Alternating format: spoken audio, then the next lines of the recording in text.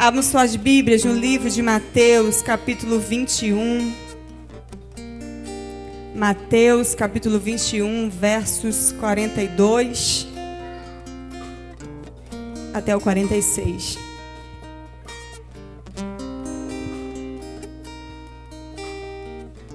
Eu vou estar fazendo a leitura, aí vocês me acompanham, amém?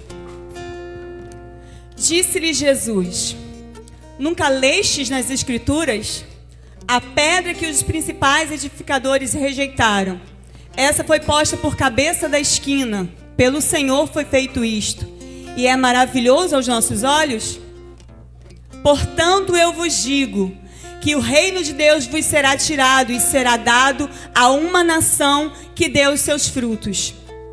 E quem cair sobre essa pedra, despedar-se-á, e aquele sobre quem ela cair, ficará reduzido a pó.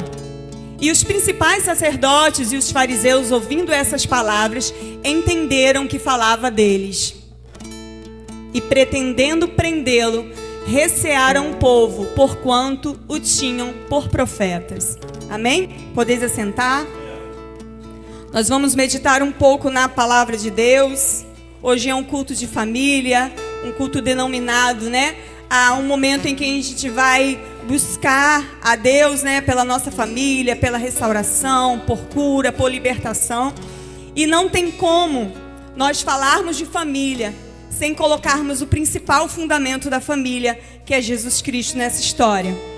Aqui o livro de Mateus, ele é um livro que narra a história de Jesus Cristo, o ministério de Jesus, que começa com 30 anos de idade. Jesus ali começa a pregar pelas cidades, pelas aldeias, anunciar o evangelho, anunciar as boas novas de salvação, anunciar um reino, um governo que viria e que seria maior do que todos os governos. Mas nesse versículo 21, especificamente, Jesus ele já está terminando o seu ministério. Ele já está ali aproximadamente na sua última semana, bem próximo à sua morte. Depois dele já ter ensinado, curado, depois de ele já ter trazido libertação para tantas vidas, ele agora vai viver os seus últimos dias na terra, viver a sua última semana no ministério. E para viver esse momento, ele precisava voltar para um lugar. Que lugar é esse? Jerusalém, a cidade que mata os profetas, a cidade que ali crucificaria o Cristo, a cidade que receberia a Jesus não como o Senhor da sua vida, mas como alguém que estaria trazendo uma heresia ou algo que não era bem-vindo na humanidade. Então Jesus ele volta para Jerusalém com um intuito. E qual é esse intuito? Jesus volta com o intuito de estabelecer ali o seu reino, o seu governo. Agora o governo de Jerusalém não seria mais um governo terreno, e esse governo ele se estenderia por toda a terra, por toda a humanidade, por todas as gerações. E para esse governo ser estabelecido, ele precisava entrar em Jerusalém e ele precisaria anunciar esse governo. Então Jesus, na sua última semana, ele vai em direção à cidade que o iria matar. E ele entra na cidade de Jerusalém e no versículo 21, ele dá uma ordem aos seus discípulos. Ele diz assim: olha, vocês vão ir na aldeia próxima, vocês vão pegar um jumento nessa aldeia e vão trazê-los a mim. E nesse jumento, Jesus senta e ele entra em Jerusalém montado nesse jumento, para que ali se cumprisse uma profecia, que diz, o versículo 5, dizei à filha de Sião: eis aí o teu rei, humilde, montado em jumento, num jumentio, animal, cria de carga. Então Jesus ele entra em Jerusalém com o propósito de estabelecer o seu governo, de anunciar para a nação de Israel que ele agora seria o rei dos judeus, que agora ele seria o rei de todas as nações. Então ele entra montado em um jumento. Por que Jesus vai fazer uso desse jumento? Para poder mostrar que esse governo agora não seria um governo humano, Não seria um governo onde teria riquezas humanas, onde teria autoridade humana, mas seria um governo que à vista humana não tinha autoridade nenhuma, que à vista humana não tinha nada que pudesse ser agradável aos olhos humanos, mas que seria um governo que seria grande, forte e poderoso. Então Jesus ele agora entra em Jerusalém montado em um jumento. E a palavra de Deus nos diz que as multidões que estavam ali receberam Jesus, jogaram no chão as suas vestes, pegaram oliveiras, pegaram palmas e colocaram no chão. E Jesus ali ele entra e ele é aclamado como rei. Ali a multidão começa a dizer: Hosana, aquele que vem em nome do Senhor, Hosana ao nosso rei. E ali o governo de Jesus, ele passa a ser anunciado. Mas pastora, as obras que ele fizera antes, ele não havia anunciado. Ele havia sim, com as suas obras, mostrar que viria um governo, que viria um reino, que seria sobre todos. Mas agora ele está dentro da cidade de Jerusalém, para mostrar que esse governo estava se estabelecendo. Então a multidão recebe Jesus e ali eles começam a aclamar. E Jesus ele começa a seguir. Vaso, toca aí em nome de Jesus. Para poder dar uma aliviada, né? E ali a multidão recebe Jesus e começa a aclamar como rei. Só que só isso não bastava.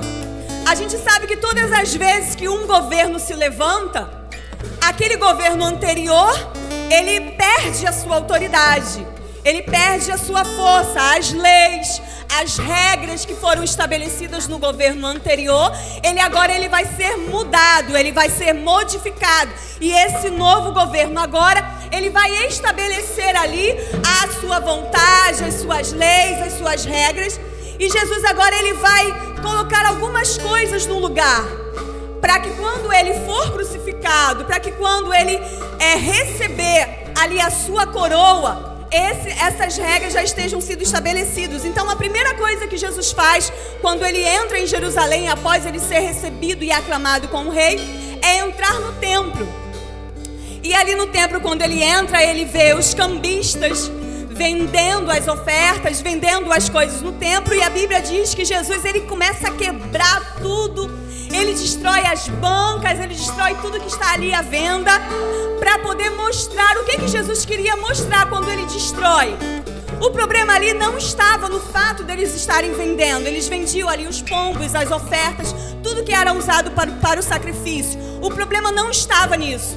O problema estava que aquelas pessoas que estavam ali, eles estavam vendendo as suas ofertas por um preço exorbitante, fazendo com que aqueles que não tinham dinheiro, por ser obrigação sacrificar, eles pegavam tudo o que eles tinham para poder comprar aquela oferta e poder sacrificar. Então o intuito das pessoas que estavam ali vendendo não eram ajudar, não era contribuir para que eles ofertassem, e sim o intuito deles era encher o bolso, sem se preocupar com o povo que estava ali indo sacrificar, sem se preocupar com o povo que estava indo ali adorar.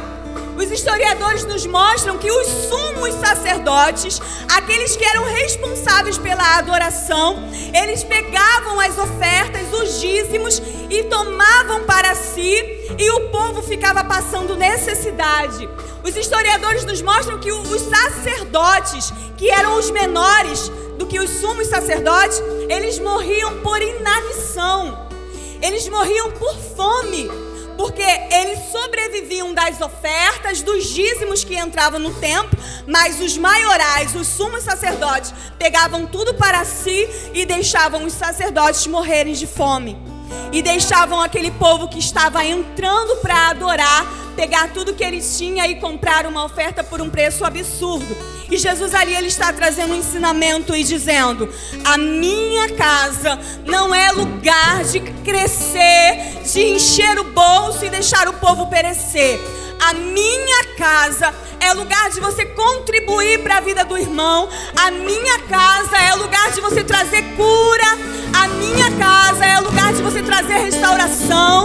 A minha casa é lugar de você suprir a necessidade da comunidade.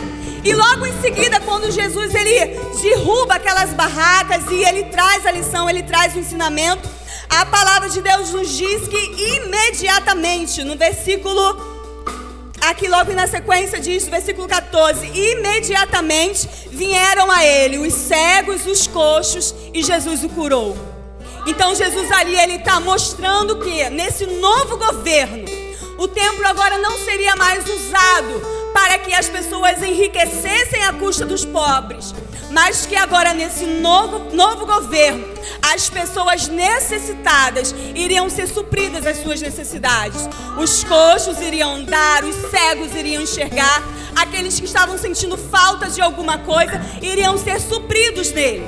Então agora esse novo governo, ele começa a mostrar as suas regras e as suas leis.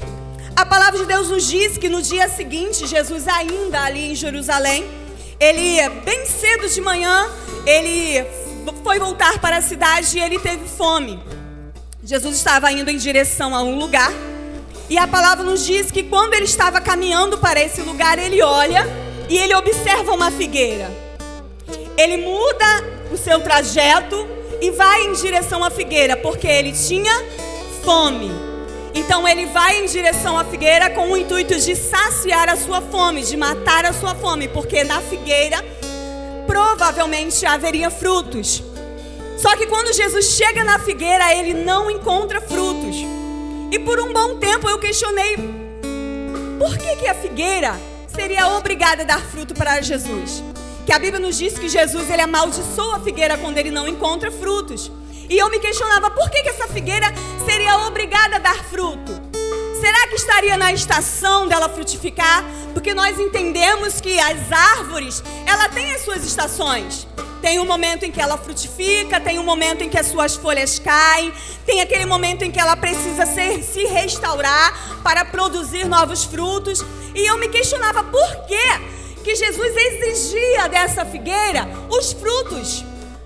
E aí a gente vai para poder estudar, né? E quando eu comecei a entender, a figueira, ela é diferente das árvores que a gente costuma ter ao nosso redor. As árvores que a gente vê muito próximos a nós, a gente percebe que elas mantêm as suas folhas no outono. Algumas folhas caem, né? E quando chega o momento de dar fruto, ela simplesmente dá o fruto com as folhas ali e tá tudo bem, nas estações dela, cada um no seu tempo. Só que com a figueira era diferente. A figueira, quando o fruto terminava, as folhas caíam e ela ficava somente os galhos. Quando começava a nascer novamente, o período de frutificar, não eram as folhas que cresciam. Nasciam-se as flores, nasciam os frutos, e quando esses frutos começavam a amadurecer, as folhas nasciam. Então significa que Jesus, indo pelo caminho, ele observa, ele olha para a figueira e vê que a figueira tem folha. O que ele entende? Ali tem fruto. Porque se tem folha, tem fruto. Aí Jesus amaldiçoa a figueira. Sabe o que Jesus está ensinando para mim e para você? Não adianta ter aparência de que tem fruto no meu reino. Porque eu, Senhor, sou o Deus que olho para o coração. E quantas vidas estão com aparência de que são e não são? Não adianta ter aparência de que prega, mas se a tua mensagem não transforma, se a tua palavra não edifica, se a tua palavra não traz transformação, não adianta ter aparência de quem canta, se quando você abre a boca o seu louvor não edifica, o seu louvor não transforma. A Bíblia diz que Paulo e Silas oravam e adoravam ao Senhor na prisão. E na prisão, no momento em que eles adoraram, os alicerces da prisão se abalaram. A Bíblia diz que enquanto eles louvavam, cadeias caíram no chão. As portas que os prendiam foram ao chão. As vidas foram transformadas, as famílias que ele alcançou com a sua adoração. Adorar é fazer com que todo o ambiente ao seu redor seja modificado, seja transformado quando nós levantamos as nossas mãos e louvamos ao Senhor. Nós estamos trazendo a atmosfera do céu para o nosso ambiente, para o nosso lar, para o momento em que nós estamos adorando ao Deus. Mas quando nós temos apenas aparência, nada acontece. Jesus, ele foi em direção à figueira, porque ele viu folhas lá. E ele achou que lá ele encontraria frutos. Quantos de nós estamos cheios de folhas e quando as pessoas chegam perto de você, não são alimentados? E Jesus agora ele está mostrando, olha, não adianta, no meu reino a aparência não serve de nada. Porque eu, Senhor, eu sondo o coração. Eu sondo as suas obras. Eu vejo o que você faz dentro do seu lar. Eu vejo a maneira com que você trata o seu marido. Eu vejo a maneira com que você trata a sua esposa. Eu vejo a maneira com que você trata os seus filhos dentro de casa. E não adianta chegar na igreja e ter uma aparência de que é crente, mas dentro da sua casa não condiz com o que você prega do lado de fora. E Jesus aqui ele vem mostrar que no reino dele não é um reino de aparência. E quão pesado é pra gente ter a aparência do que a gente não é. Quão difícil é pra gente carregar um peso, uma sobrecarga daquilo que nós não somos. Quantas famílias estão sendo dilaceradas porque as pessoas estão dentro de casa definhando. As pessoas estão dentro de casa com depressão, com ansiedade, com crises no casamento, mas não conseguem colocar para fora. Não conseguem mostrar o peso, não conseguem mostrar a dor. E estão vivendo com uma aparência de que está tudo bem, de que está tudo normal. Mas na verdade por dentro está precisando se romper. E Jesus agora ele vem mostrar, olha, no meu reino não precisa viver de aparência, porque eu conheço as suas obras. Eu sou o Deus que sonda o teu coração. Eu sou o Deus que vejo a sua necessidade. Se exponha. Pode mostrar quem você é. E Jesus ali, ele continua seguindo em frente. No versículo 23, as autoridades, os sumos sacerdotes, os fariseus, eles começam a questionar a Jesus. Com que autoridade que você faz essas coisas? Quem é você para poder dar ordem à figueira para morrer? Quem é você para poder entrar no templo e tirar ali as vendas daquele lugar, os cambistas? Quem é você para fazer o que você faz? E Jesus ali, ele segue em frente, ele não se preocupa com as afrontas, com as perseguições, com os questionamentos.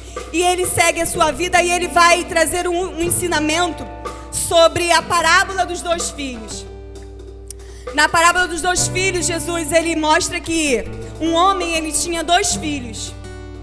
E ele chegou a esse primeiro filho e perguntou: filho, hoje você vai comigo trabalhar na vinha? E esse filho respondeu: vou sim, pai, tá combinado, eu vou com você trabalhar na vinha. E depois esse homem chegou para o segundo filho e perguntou: filho, você vai hoje comigo trabalhar na vinha? E esse segundo filho disse que não iria. Mas no final do dia, aquele que disse que iria não foi, e o segundo filho que disse que não iria foi para a vinha trabalhar. E Jesus ali ele faz a pergunta: qual desses dois fez a vontade do Pai? O que disse que iria e não foi, ou o que disse que não iria e foi? E ali Jesus ele vai mostrar nessa parábola que a obediência é a chave do seu reino. Quantos de nós estamos fazendo tantas promessas, tantas promessas? Esse ano eu vou mudar. Esse ano eu vou estruturar a minha casa. Esse ano eu vou largar esse vício. Esse ano eu vou cuidar melhor da minha mulher, vou cuidar melhor do meu filho. E fica só na promessa. Todo tempo prometendo a mesma coisa, prometendo a mesma coisa. E muitas das vezes tem algumas pessoas que nem fazem promessa nem nada, olham para dentro de si, como esse segundo filho que depois dele dizer ao pai que ele não iria, ele olha e ele vê a necessidade do pai e ele se constrange dentro de si. E ele fica inquieto e ele agora toma a decisão. Poxa, eu disse para o meu pai que eu não iria, mas eu vou porque ele precisa de mim.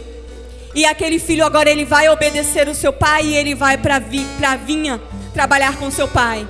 E Jesus agora ele está mostrando ali que no reino dele a obediência é tudo que ele está te pedindo.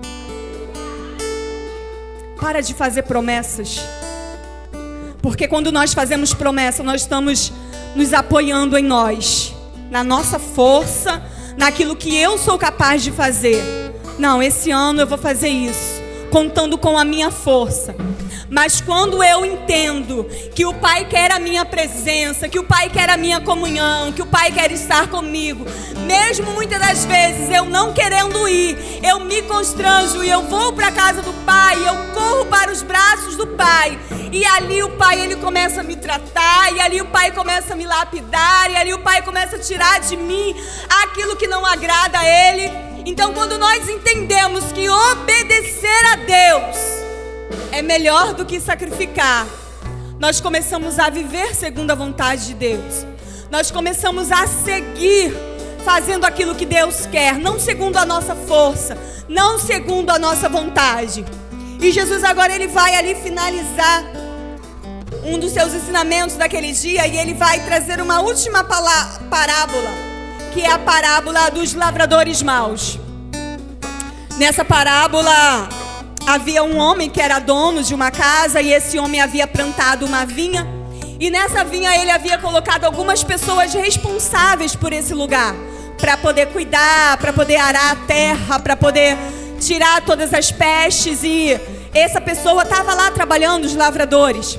Só que quando chegou o momento da colheita, o momento em que estava frutificando, o senhor da seara, o dono da vinha, ele manda alguns servos seus para poder ir lá prestar conta com os vinheiros. E quando chega lá, essas pessoas que estavam tomando conta da vinha, eles matam esses servos que o dono enviou.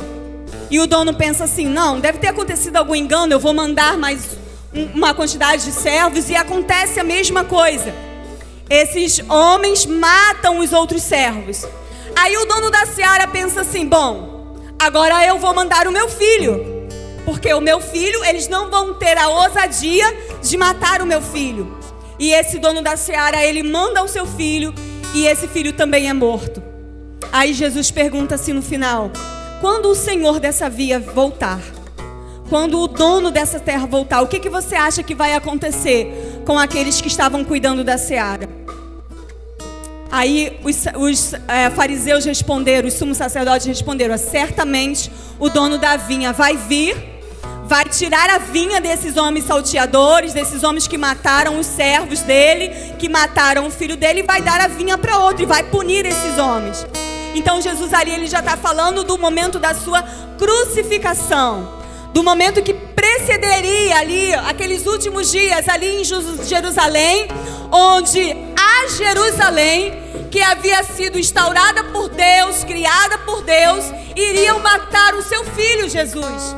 Iriam crucificar a Jesus, porque eles não receberam a Jesus como rei, não receberam a Jesus como Senhor. E ali nós chegamos aos versículos que nós lemos, onde Jesus ele vai falar, né, sobre a pedra fundamental, a pedra que os homens rejeitaram, os construtores rejeitaram. E é sobre essa pedra que eu quero falar.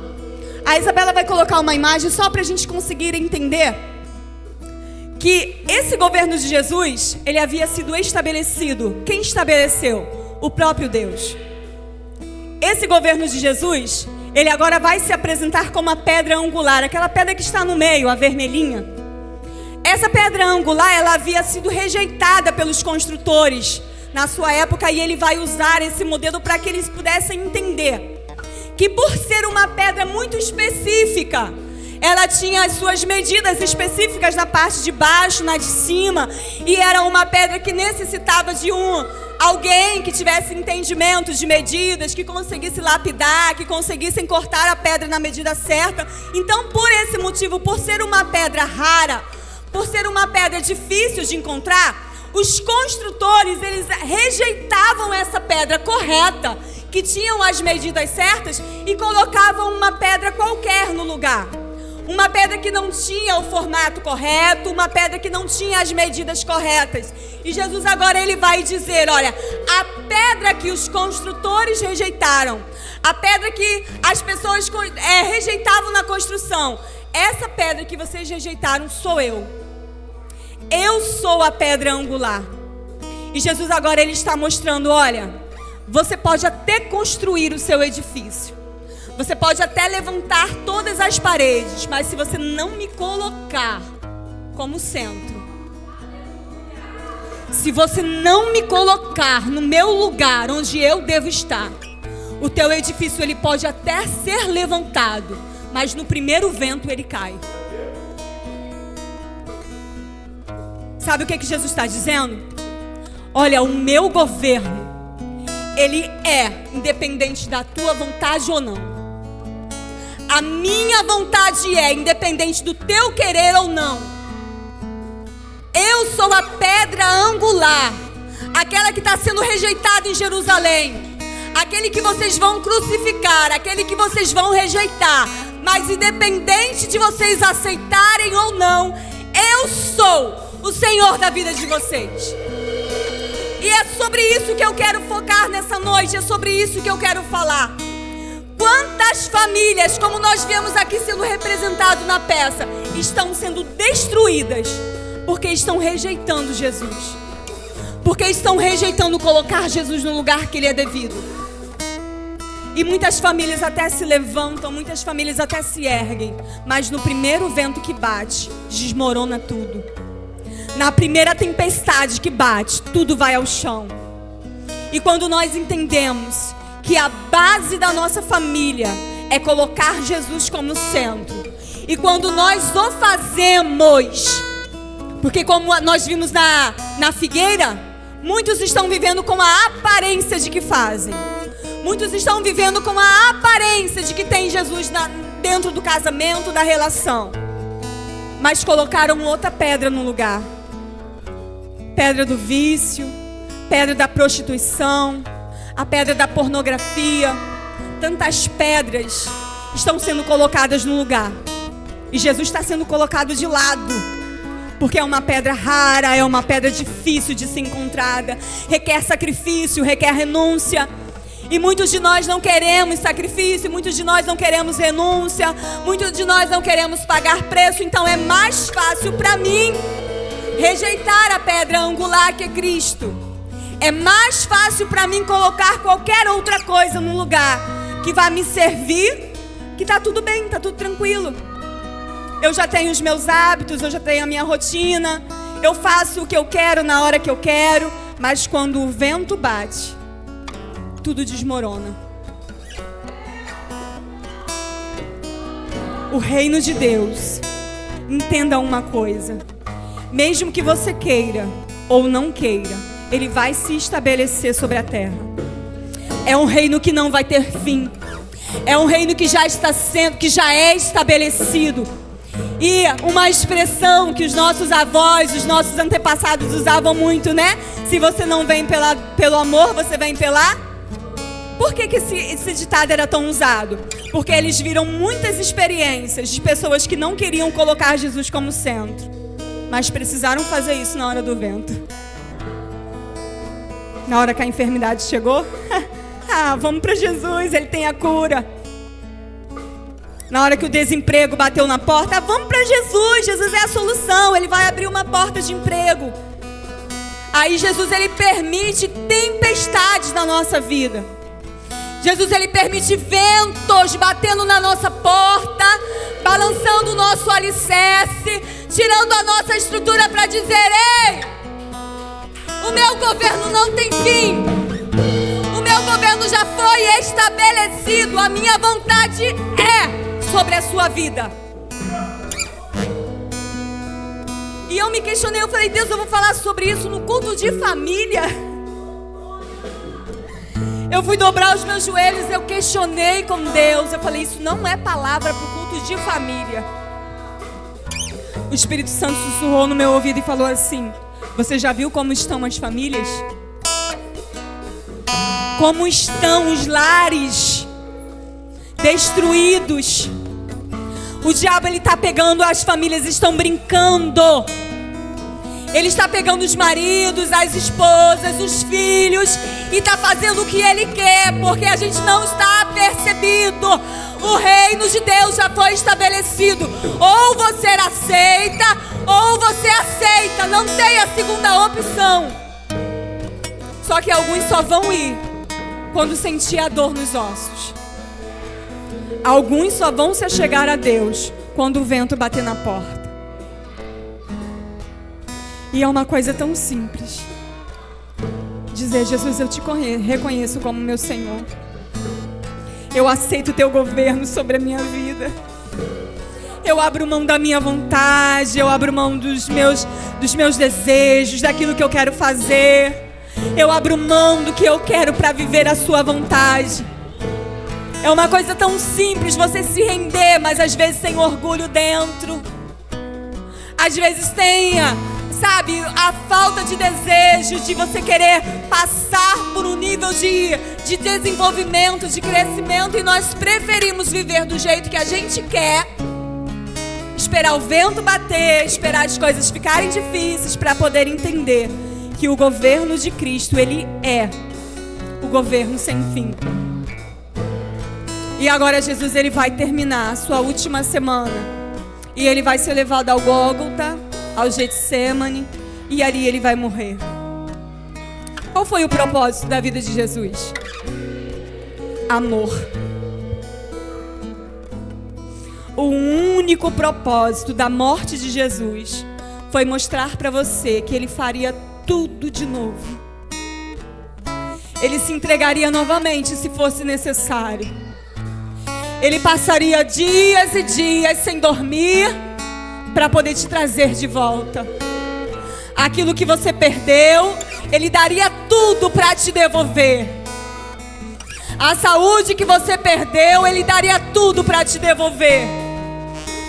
O emprego que você perdeu, ele faria tudo para te devolver. Mas tem uma coisa que ele não vai fazer, é perder a sua vida. E se for necessário ele permitir você viver no vento, ele vai permitir. Existem coisas na nossa vida que a gente só vai entender quando os momentos difíceis chegarem. Existem coisas na nossa vida que a gente só vai entender quando o machucado começar a cicatrizar e a gente tiver que cutucar ele para poder fazer ele sarar, e vai sentir aquela dor, vai sentir aquela ardência. Mas é necessário para haver cura, é necessário para haver desenvolvimento, é necessário para poder crescer novamente.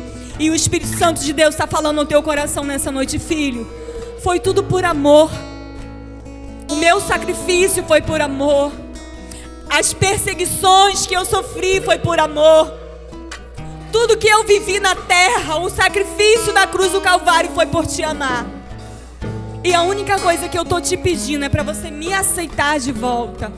É para você me colocar como a pedra principal na tua casa, na tua vida. É para você entender que eu faria tudo de novo para poder te trazer de volta. E quando nós entendemos que o reino de Deus é para nos restaurar, é para nos modificar, é para trazer o melhor para nós, nós corremos para esse reino. Quem não queria aceitar um Deus tão bom, um Deus tão maravilhoso, que se esvaziou da sua glória, desceu à terra, viveu como homem para poder te trazer vida em abundância, para poder trazer para você uma família estruturada, para poder trazer para você uma vida abençoada, uma vida de abundância. Mas você prefere trocar Jesus pelos prazeres desse mundo. Você prefere tirar Jesus e colocar qualquer outra pedra. E hoje Jesus está te pedindo: olha, eu sou a pedra angular. Eu sou a peça que está faltando no seu edifício. Eu sou a pedra que vai manter o seu edifício de pé, que vai manter a sua família de pé, que vai manter os seus filhos de pé, o seu marido, a sua esposa. Eu sou o reino que não vai ter fim. Eu sou o governo que vai ser estabelecido independente da sua vontade. A palavra de Deus nos diz que todo joelho se dobrará. A palavra de Deus nos diz que toda língua confessará que Ele é Senhor. A tristeza disso tudo é que muitos só vão reconhecer após a morte, no juízo final, quando não tiver mais chance. E hoje o convite de Deus para o teu coração nessa noite: filho, me coloca como a pedra principal, me traz para esse lugar de comunhão, me traz para esse lugar de adoração. Eu quero entrar na tua casa, eu quero trazer transformação para dentro do teu lar, eu quero trazer libertação para a sua família, eu quero trazer cura. Abre mão das suas vontades, abre mão dos seus desejos. Mas pastora, eu não consigo, não precisa conseguir. Não é a força do teu braço, não é a força das tuas mãos, mas é Ele, é esse governo que se estabelece sobre nós, é essa vontade que vem sobre nós, que vai nos fortalecer, que vai nos animar, que vai nos encorajar a viver a vontade de Deus. E hoje no culto de família, o convite do Espírito Santo de Deus é: eu quero entrar no seu lar, eu quero mudar a estrutura da sua casa, eu quero fazer com que esse edifício não se quebre, não se rache. Eu quero entrar no lugar da pedra principal e eu quero estar lá, fortalecendo a sua vida e cuidando de você. E hoje o Espírito Santo de Deus tem ministrado ao seu coração e eu quero te convidar a se colocar de pé. Eu quero orar pelas famílias nessa noite. Eu quero orar pela sua vida nessa noite. Senhor Espírito Santo, Deus bendito, nós apresentamos, Senhor, esses lares em tuas mãos. Ah, Jesus, tu conheces as nossas forças, o Senhor conhece as nossas limitações, as nossas fraquezas. Mas nós reconhecemos ao Senhor como Rei, como nosso Senhor. E hoje nós te pedimos, Senhor da glória, fale aos corações nessa noite, ministre a tua vontade às vidas nessa noite, faz a tua vontade, Senhor, sobre nós.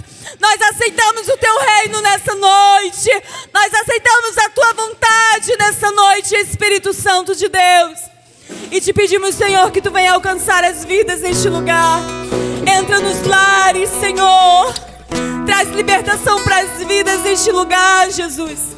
Não permita, Senhor, que alguns dos que estão aqui, Senhor, possam ser como os sumos sacerdotes, fariseus, saduceus, que rejeitaram o teu governo, que rejeitaram a tua vontade, Pai, mas que nós venhamos aceitar a Ti e nos render a Ti, Senhor.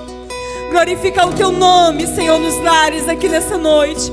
Restaura, transforma, liberta as vidas neste lugar, Deus, para o louvor da tua glória, Senhor. Ministra a tua vontade, Senhor, em nosso meio, Jesus. E hoje o Espírito Santo de Deus te convida nessa noite. Você quer reconhecer a Jesus como seu Senhor? Você tem o desejo de colocar Jesus como a pedra principal no teu lar?